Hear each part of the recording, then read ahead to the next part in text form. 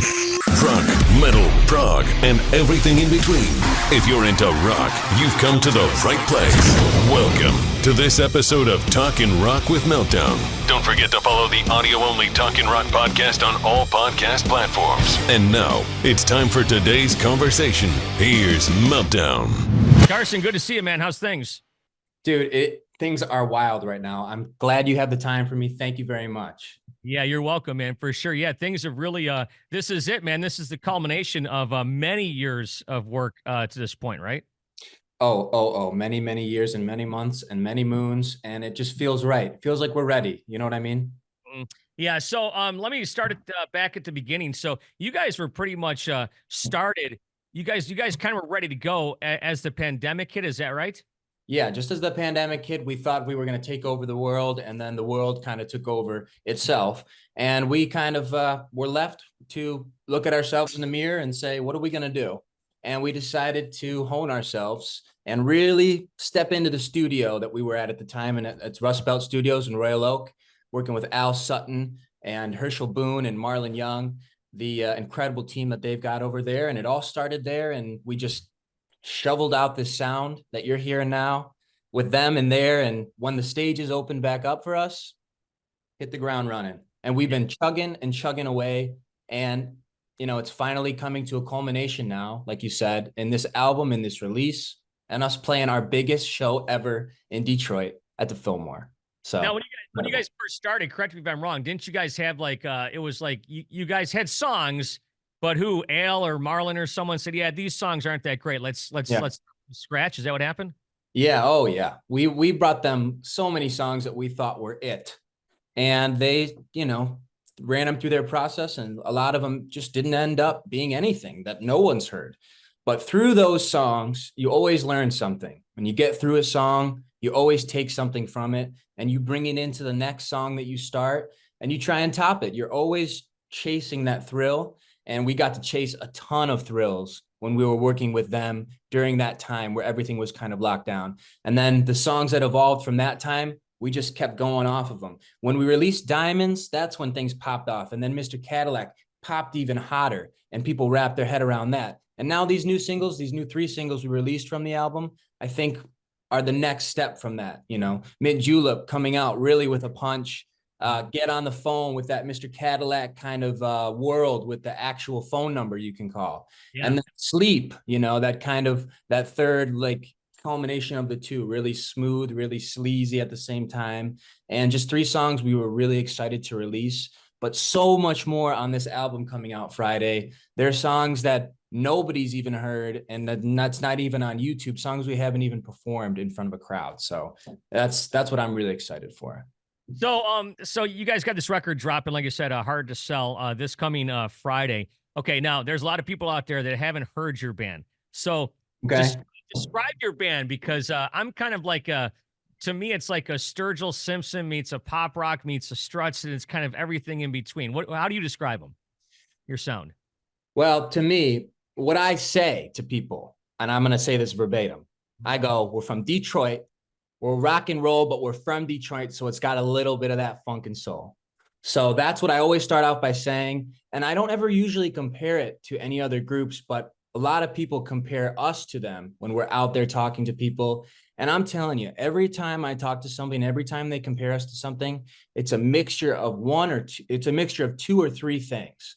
And they're always different. There's all these different combinations. Somebody will be like, you guys are like a Jay Giles, Steely Dan. And then the other people will be like, you got the Jeff Beck's haircut energy, but you've got the Stones, you know, rhythm going on. And it's like people put these Frankenstein combinations together, and it's the most beautiful thing. I mean, we have gotten some of the craziest combinations you wouldn't even believe.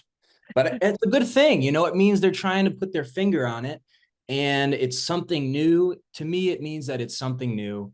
And that's what we're going for. You know, we want it to be something new, but we are all influenced by all these things that people are saying, and they pick it out. Like, we all love Steely Dan. We love every Steely Dan album. We love all the lyrics, and it affects us. And we try to write like that. So when people catch us in that way where they're like, oh, you guys are like that, and we're like, well, that's what we're listening to, you know, it's a real authentic kind of check. And I love that. And even though you guys are younger, you guys all seem to have this like classic rock kind of vibe. Yes. Yeah, we like to do things authentically. And when it comes to rock and roll, there's a lineage, there's a history, but there's also that same thing with popular music and this pop side and this energy side to it that we found and that we're combining. And there's a lineage to that as well as this rock and roll thing. And we've got those songs that really have that Motown popular sound, that really just get to it. But then we also have these songs like Plainclothes Gentlemen. That's like it gets you going slowly, and it's got this authentic blues porchy sound to it in the beginning, and then it pops you into it. And we think that it's important to have both of those sounds and to pay homage to both of those types of songwriting approaches. I mean, we love the concept of what a song can do. And the 10 songs you're going to get on this album, you're going to see we're using all 10 songs to their fullest extent. And I'm excited. I'm really excited for everybody to hear it. Yeah, it comes out Friday, like I said, as I'm recording this. And of course, you guys have your big show at the Fillmore. You mentioned Detroit, and you guys are very Detroit centric, and you kind of wear that on your sleeve, don't you? Yeah, absolutely. Absolutely. I mean, when me and you get together, we're always talking about Detroit. We always say the word Detroit to each other. I mean, you're the same way. We're from this area that has this history and this culture, especially with music, especially with rock. And you got to say it. You've got to wear that on your sleeve because, why wouldn't you? It's got so much attitude to it. I mean, just everything in general. I mean, your whole station, just riff in general. I mean, you guys have that Detroit edge, that Detroit energy, and you notice it, and it comes from paying attention to where you're from.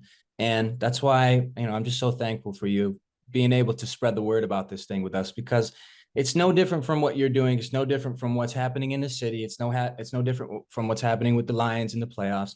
It's a movement that involves Detroit, and it can transcend even rock or rock and roll or music in general. So I'm happy that you're helping us get this word out about this thing, Macc Saturn, that's happening right now.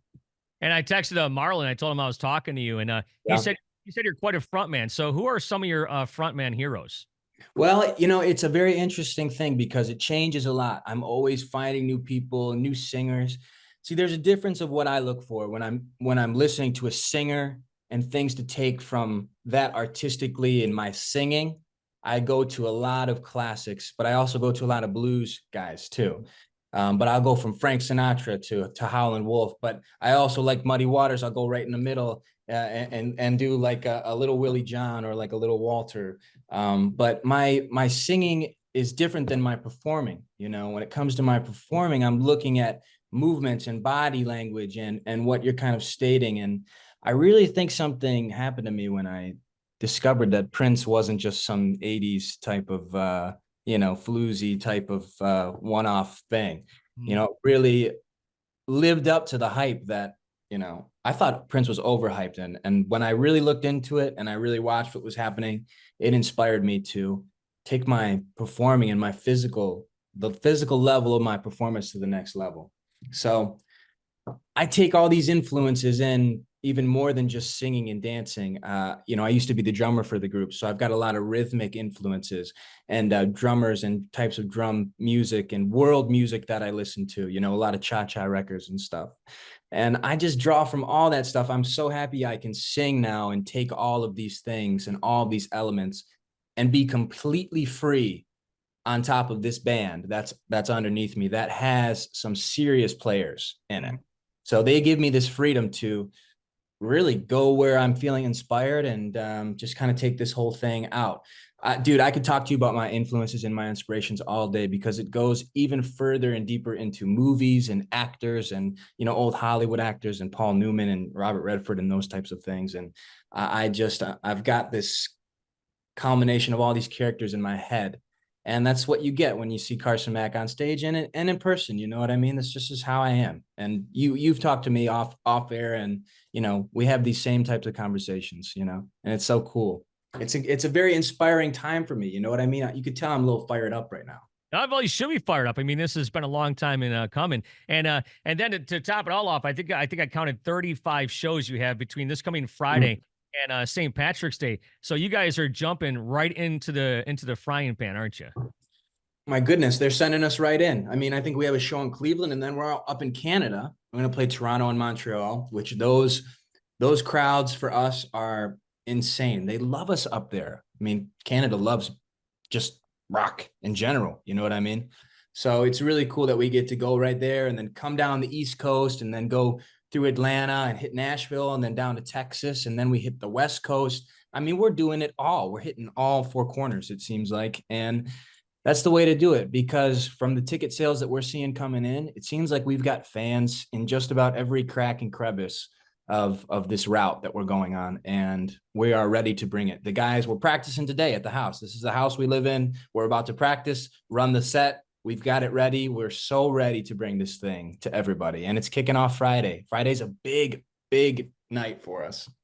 And then now earlier in the day, is it Friday afternoon or Thursday? You're going to be at Dearborn Music. We're gonna be at Dearborn Music on Thursday, I believe. Thursday, okay. Right. You're gonna have to double check on that, because you know, I don't want to say that and it be Wednesday, but I'm pretty sure it's Thursday. And that's the one in Dearborn. Yeah. Yes. But we're excited for everybody to come out there and listen to it with us and kind of pop this thing off. We're doing a couple appearances, kind of scattered throughout. I think there's a whole list of things that we're doing, kind of popping up in certain places. We actually just got back from a retail shop in Royal Oak, Lost and Found Vintage. Oh, yeah. We hit a couple tickets in there. We're going to encourage our fans to go shop the store and see if maybe they can find a ticket in some of the clothes.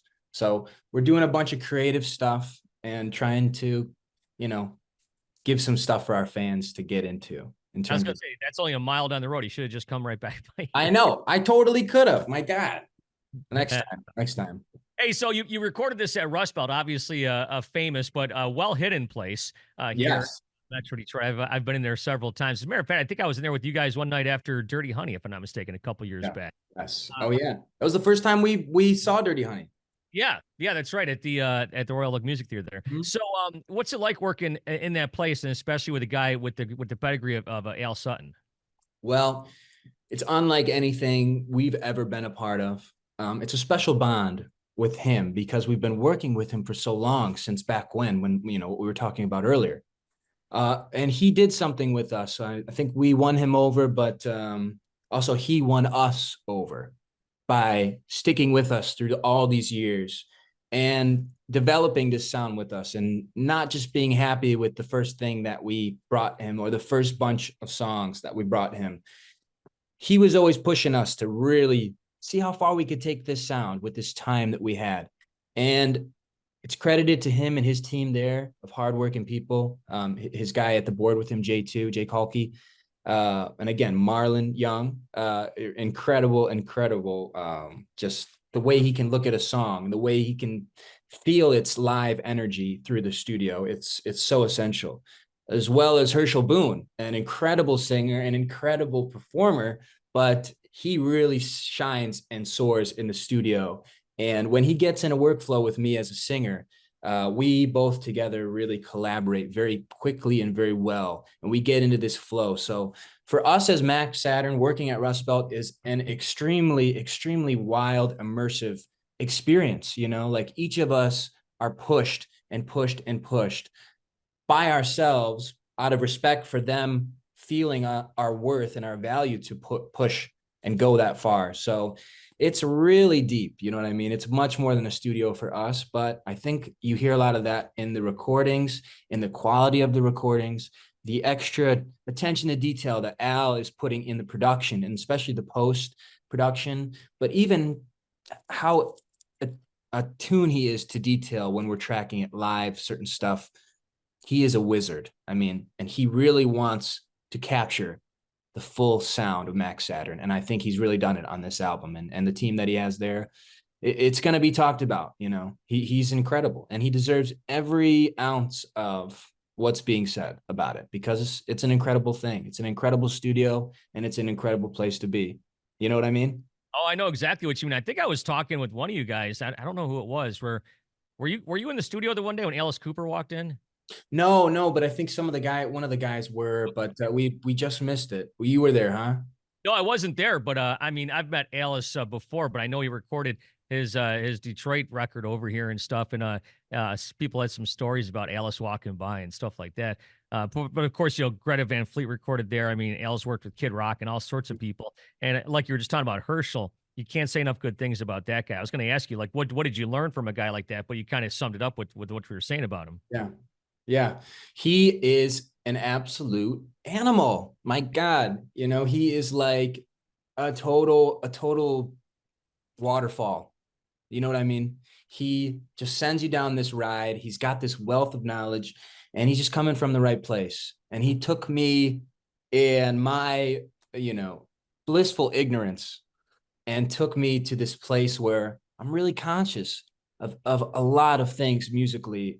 And that's new for me because I have no formal musical training whatsoever, especially being the drummer, the former drummer of Macc Saturn. I got into this thing to just, get my kicks out. You just sit down by a drum set and you just go. And that's what I loved about that. So that's all the musical knowledge I had going into my actual singing and then my involvement with what the guys are doing, with their instruments. And that was the first time really I had done that. And meeting Herschel and him teaching me these things about my own lines and about my own phrases and finishing them strongly and finding the notes in there that were my notes, but I just wasn't going to them because I didn't know or didn't have confidence. And, it wasn't like he's writing where to go into a new place. He's just hearing where I was going to, and he would get me there. You know what I mean? And that's what I mean by that waterfall thing. And once he gets you down, and you fall off that waterfall, he gets you. He says, you know what? You're falling now. You're free falling. So just go with it. And you get something because you've got the momentum. I mean, you're falling down a waterfall, for crying out loud. So it's such a rush working with him, but all the guys have that same experience with each of the people that they work with at Rust Belt because they care about this project, and it makes us care about it. And you can really hear it in the music. It's an incredible experience. I can't say enough good things about it. I think the first time I met you guys might have been at the Kid Rock show 2 years ago in the summertime up in mid-state Michigan or something. Yes. Yeah. And that was a wild night. Yeah, Marlon's like, hey, Meltdown, you got to meet the guys from Macc Saturn. So yeah, I'll tell you what, dude, looking forward to the show that's coming up Friday at the Fillmore. And of course, like you were talking about Dearborn Music, the record Hard to Sell drops on Friday as well. Congratulations. I've had a chance to listen to the whole thing, and it does take you on quite a ride. It's kind of all over the place, but still kind of there. It's all over, but it's still kind of there, if that makes any sense at all. Yeah. I appreciate you so much. You have been a great friend. You have always checked in on us, and I'm just excited that we can be on this journey together and really spread the word to, all the people that you guys touch and reach. Thank you for having us on. Hard to Sell is available everywhere on Friday, January 26th. And Fillmore, here we come, baby. We got to kick this tour off right. So we expect Detroit to bring it.